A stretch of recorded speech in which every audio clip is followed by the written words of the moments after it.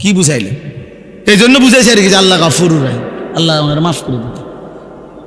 আল্লাহ ওনারে বলছে যে তোমার ব্যাপারটা আলাদা, তোমার তো আমি চিনি আলাদা, তুমি একজন বিশিষ্ট লেকচারার, তো তুমি বাদ দাও, তোমারটা আলাদা। এটা গুরুত্বপূর্ণ আমার ভাই, এটা বুঝতে চেষ্টা করে। প্রতিটা ওয়াজ, প্রতিটা মাহফিল, আপনারা অনেক সময় বলেন যে হুজুররা কেবল আসমানের উপরের কথা, কবরের কথা, আখেরাতের কথা আর মাটির তলের কথা নিয়ে ব্যস্ত হয়ে আছে। আরে ভাইয়া, এটুকু ব্যস্ততাই তো অনেকের মধ্যে নাই, বাকি ব্যস্ততা তো আছেই। একটা অটো ঠিক করে দেওয়ার জন্য তো মিস্ত্রির অভাব নাই, একটা সিএনজি ঠিক করে দেওয়ার মতো মিস্ত্রির তো আব্বা অভাব নাই। একটা কৃষক যে তরকারি করে, আমার বাসার পাশে ফুলকপি পাতাকপি যে লাগায়, আমি তাকে দেখছি বহুদিন, তার কাছে প্রায় দিন আপনার প্রাইভেট কার দিয়া অফিসাররা, এই যে কৃষি বিভিন্ন অফিসার, বিভিন্ন কোম্পানির লোক একদম স্যুট বুট টাই পরা, তার ক্ষেতের কাছে গিয়া তারে বুঝায় এই সারের দূর, ওইটা ওদ্দূর, ওইটা ওদ্দূর। ফুলকপি পাতাকপি বুঝানোর মতো লোকের তো অভাব নাই। আপনি কি বুঝতে চান? দুনিয়া তো, দুনিয়া বুঝানোর মতো লোকের তো অভাব নাই বাবা, কিন্তু আখেরাত বুঝানোর মতো, জীবনটা বদলে দেওয়ার মতো, আখেরাতের দিকে জীবন ফিরায় দেওয়ার মতো এটুকু মানুষের তো বড় অভাব। যে কয়জন আছে, এই কয়জনকেও যদি আপনারা বিদ্রুপ করে এই রাস্তার থেকে সরায় দেন, তো আখেরাত চিনাবে কে? আল্লাহ চিনাবে কে? তাই আখেরাত চিনাবে কে বাপ? এটা বুঝা দরকার আমার ভাই, এ কথা স্পষ্ট বুঝবেন। প্রতিটা বিবেকবান নওজোয়ান ভাই, তোমরাও বাবারাও এ কথা বুঝবেন। এই কোরআন সুন্নাহর ইলম আর দুনিয়ার সমস্ত জেনারেল ইলম, এই জেনারেল শিক্ষার যত পড়া আর এই কোরআন সুন্নাহর পড়ার একটা মৌলিক পার্থক্য হলো, জেনারেল শিক্ষার সমস্ত পড়ার মূল টার্গেট এই দুনিয়ার আয়োজন, দুনিয়ার জীবন উপভোগ করার জন্য যত অত্যাধুনিক, যত প্রযুক্তি, যত সহজকরণ, যত আধুনিকায়ন হইতে পারে, এটা হলো জেনারেল শিক্ষার মূল মাকসাদ। আর খোদার কসম, কোরআন সুন্নাহর শিক্ষার মূল মাকসাদ আখিরাতের আয়োজন। এখানেই তফাৎ, এখানেই তফাৎ। আপনি আমগরে দুর্বল ভাইবেন না। আমার বিষয়ের উপরে আমি পড়ি, আমি আপনার বিষয় কেমনে বুঝতাম? আপনি যে আমার বিষয় বোঝেন না, কথা বোঝেন নাই। এখানে মৌলিক পার্থক্য। ভোগের এই দুনিয়া যত আধুনিক, যত মজাদার ভাবে জীবন উপভোগ করা যায়, এটা হলো বস্তুবাদী দুনিয়ার, এই আধুনিক দুনিয়ার স্লোগান। গোটা ইউরোপের সমস্ত পড়ালেখা, গোটা ইউরোপের সমস্ত মেশিনারি, সমস্ত গবেষণার সবকিছুই হলো এই প্রথম আসমানের নিচে মাটির উপরের এটুকু আয়োজন। আর কোরআন সুন্নাহর মূল আয়োজন আখিরাতের আয়োজন। এখানেই মৌলিকত্ব, পার্থক্য। এই জন্য এক হবে না কোনোদিনও, কোনোদিনও না। ইসরাফিলের ফু পর্যন্ত না, কোনোদিনও না। আপনি পদার্থ জীব বিজ্ঞানের শতভাগ কোরআনের মতো বানাইতে পারতেন না, আর কোরআন সুন্নাহর ইলমকে আপনি পদার্থ জীব বিজ্ঞান বানাইতে পারতেন না। এখানে মৌলিকত্ব ভিন্ন, এখানে চিন্তাধারাটাই ভিন্ন। আমি যাচ্ছি ঢাকার দিকে, আপনি যাইতেছেন চিটাঙের দিকে, তো আমরা আগামী 300 ঘন্টা পরেও আমরা এক হবো কিভাবে? আপনি গেছেন গা চিটাগাং, আপনি গেলে সামনে আগাইলে কক্সবাজার যাবেন, আমি সামনে আগাইলে হয়তো ফরিদপুর যাব, নয়তো উত্তরবঙ্গ যাব। আমরা তো দুইজন চলছি দুই দিকে, দুইজন চলছি দুই দিকে। এরপরে দেখেন, জীবন, দুনিয়া, এই দুনিয়ার সব কিছু আল্লাহই সৃষ্টি করেছেন, আল্লাহই সৃষ্টি করেছেন। আবার আখিরাত আল্লাহই বলেছেন।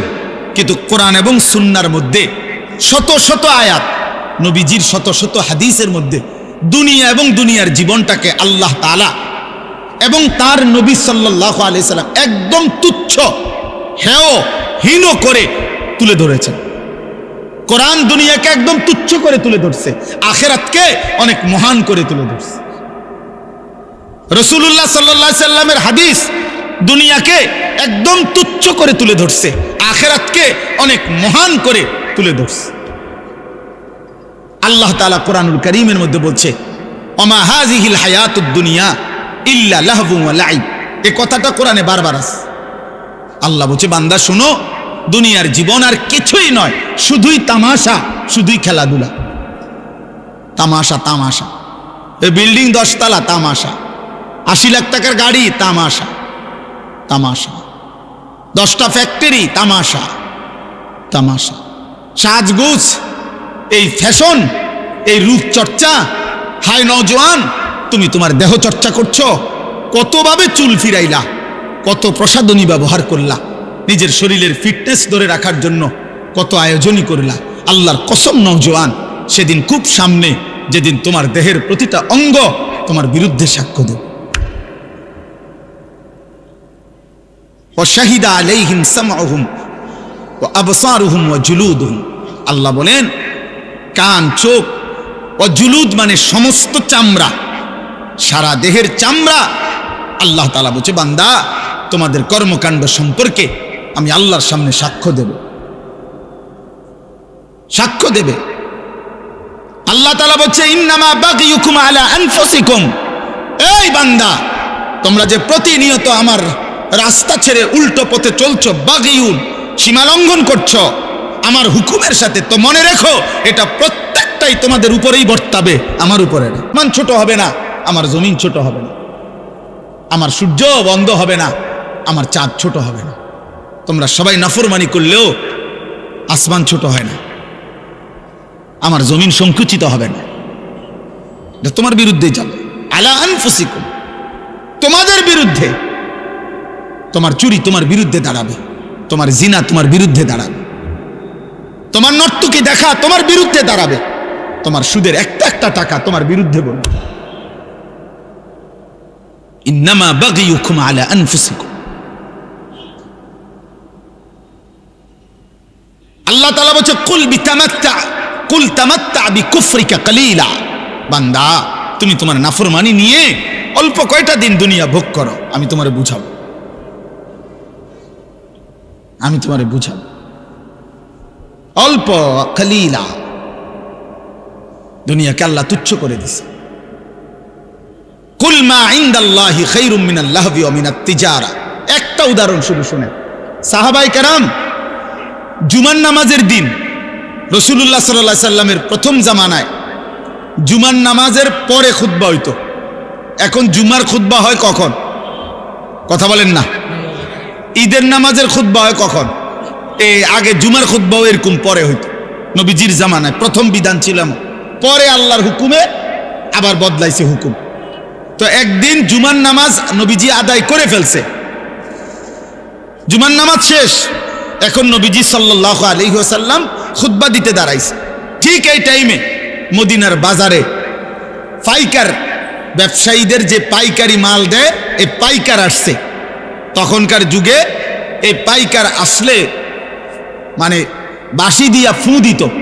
তো এই নির্দিষ্ট এই ফু, এটা শুনলে আমরাও ছোটবেলায় বাঁশি শুনলে বা এমনি টুংটুং শুনলে বুঝলাম আইসক্রিম আইসে, বুঝছেন না?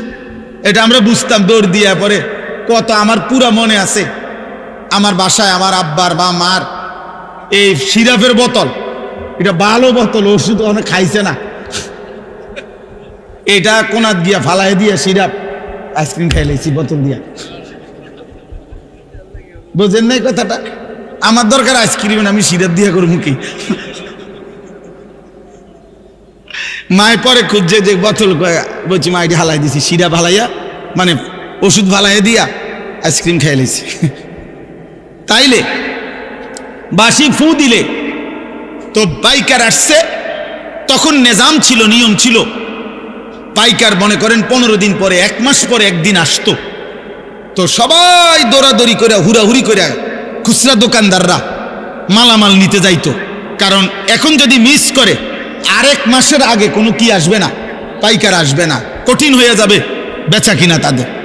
তো ঘটনাচক্রে এই সাহাবাদের মধ্যে যারা এই মদিনার বাজারের ব্যবসায়ী, উনারা ওই বাঁশির ফু শুই না, উনারা ভাবছে নামাজ তো শেষ, শুধু খুতবাটা বাকি। আমাদের অনেক ভদ্রলোক দেখেন না, অনেক ছেলে, অনেক বাবা জুমার নামাজের সালাম ফিরাইলেই বাইর হয়ে যায়, পরের 4 রাকাত নামাজ যে সুন্নাত, এই পরের 4 রাকাত সুন্নত নামাজ উনি বুঝছে যে হুজুর যেহেতু বেকুব এবং সামনের কাতারের লোকগুলা যেহেতু বোকা আহাম্মকগুলা, এই জন্য এরা 4 রাকাত পড়ে, সালাক মিয়া বাইরে চলে যায়। আচ্ছা আমনে সালাকি নিয়ে আমনে যান, আল্লাহ ভরসা গিয়া বাতে তো খান, আমরা বাতে খাই, জুমার পরে কোনো আমরা সিরা খাই না, এটা মনে আমরা কোনো বন খাই না, আমরা বাতে খাই। আল্লাহর রহমতে আশা করি আমনেতে ভালোই খাই। হ্যাঁ না, উনারে শয়তানে কামড়ায়, ইবলিসে উনারে কামড়ায়, উনারে কিরমিয়ে কামড়ায়, উনি সাথে সাথে বাইর হয়ে যায়। বোকা মানুষ বেটা, কি বুঝাইতে চাইছেন? ইমাম সাহেব বেওকুফ, ইমাম সাহেবের বাপের কান থেকে 4 রাকাত নামাজ আনছে, এটা যদি কোনো কোরআন সুন্নাহ অনুমোদিত না হয়, এটা রাসূলুল্লাহ সাল্লাল্লাহু আলাইহি সাল্লাম সাহাবায়ে কেরাম যদি না পড়তেন, তো এটা ইমাম সাহেব বছরের পর বছর একটি ভুল বেহুদা জিনিস পড়ে, এটা তা আপনার বিবেকে ধরে না? এটা আপনি বের হবেন কেন মিয়া? কেন খামখেয়ালি করবেন? জুমার নামাজ কি 2 রাকাত? কথা বলেন, জুমার নামাজ 2 রাকাত, তাইলে 2 রাকাত পড়বেন কেন? আল্লাহ আমাদেরকে বুঝ দান করেন। চলেন তো, এই সাহাবীরা, এই যাদের কথা বলতেছিলাম, উনারা করছেন কি? ওই বাঁশির আওয়াজ শুনে, খুতবা না শুনে চলে গেছেন। ওনাদের হিসাব হইল পরে তো আর মাল পাইতাম না, কষ্ট হয়ে যাবে, তাইলে তো ব্যবসা ক্ষতি হয়ে যাবে। শুধু তারা গিয়া মাল কিনছে। খোদার কসম, কোরআন শরীফের মধ্যে আল্লাহ তাআলা একটা পূর্ণাঙ্গ সূরা নাজিল করছে, সূরা জুমআ, এবং ওই সূরার মধ্যে লাস্ট আয়াতে আল্লাহ নিজে বলছে, ওয়া ইযা রাআউ তিজারাতান আও লাহওয়ান ফাদ্দু ইলাইহা ওয়া তারাকুকা কাইমা। আল্লাহ অবাক হয়ে গেছে, আল্লাহ বলতেছে, বন্ধু হায় হায়, আপনার সাহাবীরা এটা কামটা করলো কি? তারা তাদের এই ব্যবসা, এই কথার সাথে আল্লাহ একটা শব্দ ব্যবহার করছে, আও লাহওয়ান, তারা তাদের এই ফালতু দুনিয়ার জন্য আপনার এই খুতবা ছেড়ে দিল আর আপনাকে দাঁড়ানো অবস্থায় রেখে চলে গেল। হায় হায়, কামটা করলো কি? কাজটা করলো কি? এরা গেল কেন? আল্লাহ রীতিমতো অবাক হয়ে গেছে। মহান আল্লাহ বলেন, বন্ধু কাজটা করলো কি? ও তারাকুকা কাইমা, আপনাকে খুতবা অবস্থায় রেখে চলে গেল। কিসের জন্য গেল? ব্যবসা? আও লাহওয়ান, এই তামসা, এই আল্লাহ বলছে তামাশা। সাহাবায়ে কেরাম ফুটবল খেলতে গেছিল, কথা বলে না? সাহাবায়ে কেরাম ফুটবল খেলতে গেছিল, সাহাবায়ে কেরাম মোবাইল টিপতে গেছিল। আপনার মনে হয় এটা? সাহাবায়ে কেরাম কোনো ফালতু কাজে গেছিল, বিয়ের দাওয়াতে গেছিল? তাইলে হালাল ব্যবসা, এমনও তো না হারাম ব্যবসা, এটা ওনাদের হালাল ব্যবসার কাজে গেছে। আল্লাহ তাআলা বলছে, হায় হায় হায় হায়, করলা কি? খুতবা ছেড়ে দিয়ে, রসুলের জবান থেকে খুতবা শোনা বন্ধ করে দিয়ে তোমরা তোমাদের এই তামাশায় চলে গেলা, তোমাদের ব্যবসা করতে চলে গেলা। এবার আল্লাহ বলেন, কুল, হে নবী আপনি বলে দেন ওদেরকে, মা ইনদাল্লাহ খায়রুম মিনাল লাহবি ওয়া মিনাত তিজারা। এই খুতবা শুনলে তোমরা যেই নেকি আল্লাহর কাছ থেকে পাইতা, আল্লাহ বলে, খোদার কসম বান্দা, তোমাদের এই 1000 লক্ষ কোটির ব্যবসা এবং তামাম দুনিয়ার এই তামসার চাইতে খুতবার দ্বারা আল্লাহ যা দিত তা অনেক ঊর্ধ্বে, অনেক ঊর্ধ্বে, অনেক ঊর্ধ্বে। ভুল করলা তোমরা, ভুল করলা। কেন খুতবা শোনা ছেড়ে দিলা? কি বলেন, নামাজ ছেড়ে দিছে? কি ছেড়ে দিছে? এটা যদি আল্লাহ তাআলা সাহাবায়ে কেরামের এতটা অপছন্দ করে, তাহলে আমাদের 365 দিন খোদার 1 বছরে, বলো না যুবক, আজ কত দিন হয়? 365 দিনের 1 বছরে কোনো দিন ফজরের নামাজ পড়তে পারলা না। আয় দুর্ভাগা, বদনসিব। এমন মুসলমান কেমনে হইলি? এমন মুসলমান কেমনে হইলি?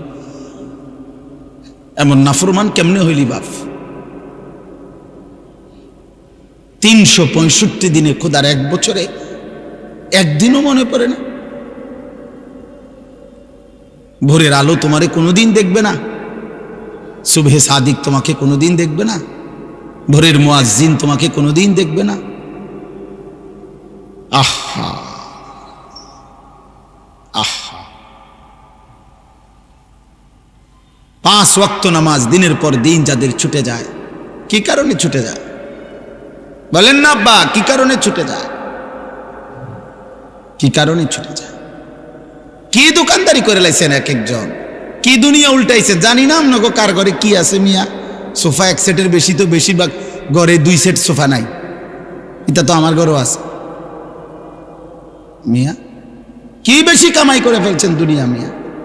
হ্যাঁ, 1 সেট সোফা, একটা ডাইনিং টেবিল, 6টা চেয়ার,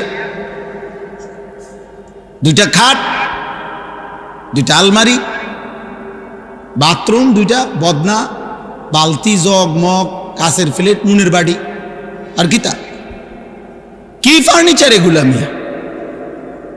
এটুকু ফালতু জিনিসের জন্য এত মিথ্যা বললেন, এত টাকা সুদ খান, 30 বছর ধরে সুদের চাকরি করেন, 30 বছর ধরে অবৈধ উপার্জন করেন। আরে হারামখোর, তোর লোভ কোনোদিন শেষ হবে না, খোদার কসম তোর অভাবও কোনোদিন শেষ হবে না। এই কিস্তি চলতে চলতে, সুদ চলতে চলতে, লোন চলতে চলতে কবরে চলে যাইবা, আর আখিরাতে জাহান্নাম ছাড়া আর কিছুই মিলবে না বেটা। কেউ মাতবরি করেন না, আমিও না, আপনিও না।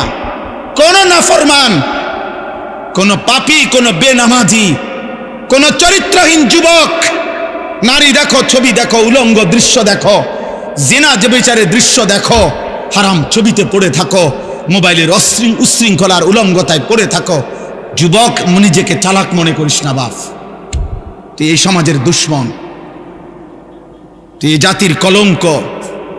চরিত্রহীন যুবক, তুমি মায়ের অপমান, তুমি বাবার লজ্জা, তুমি ইসলামের অপমান, তুমি আল্লাহর নাফরমান, তুমি রসুলের দুশ্মন। পৃথিবী তোমারে মনে রাখবে না।